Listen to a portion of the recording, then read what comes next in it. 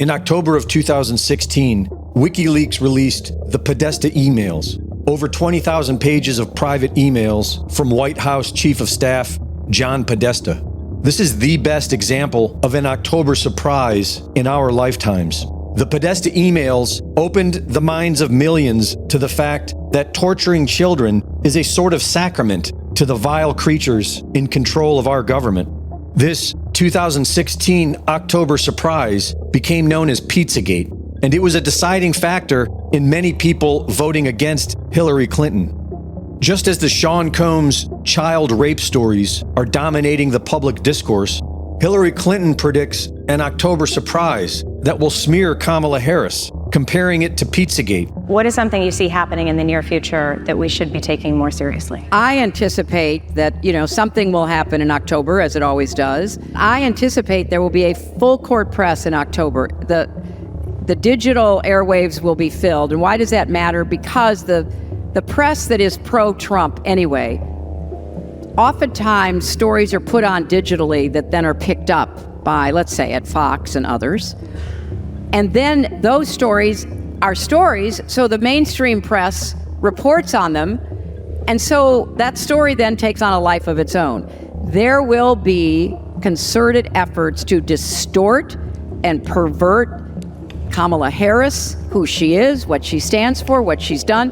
The crazy story about me running a child trafficking operation out of a basement of a pizzeria, don't laugh. It was a huge story.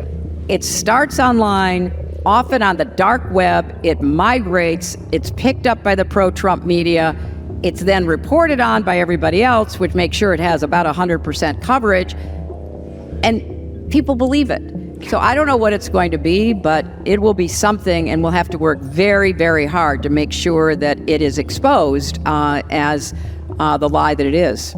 It sounds like she is referring to the Sean Combs case, where hundreds of victims have already come forward, including dozens who were children at the time, and revealed that drugging and raping people in front of a crowd of famous people was a ritual event of the P. Diddy party. Typically, the victim is lured into a situation where he or she is given a drink. Typically, that drink, reported by these victims, is apparently laced with something.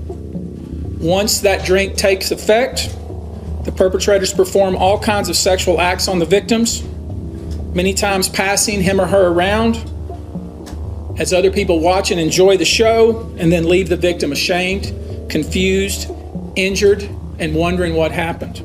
The day will come when we will name names other than Sean Combs, and there's a lot of names. Anyone, of course, who engaged in the assault or exploitation, anyone who participated in such in any way, anyone who encouraged or facilitated this conduct, anyone who was in the room and watched it happen but made no effort to stop it, any venue or venue owner who was aware of what was going on but failed to stop it, any individual or entity who knew about the conduct and benefited from it but did nothing to report it or stop it, and any individual or entity who covered it up or helped cover it up.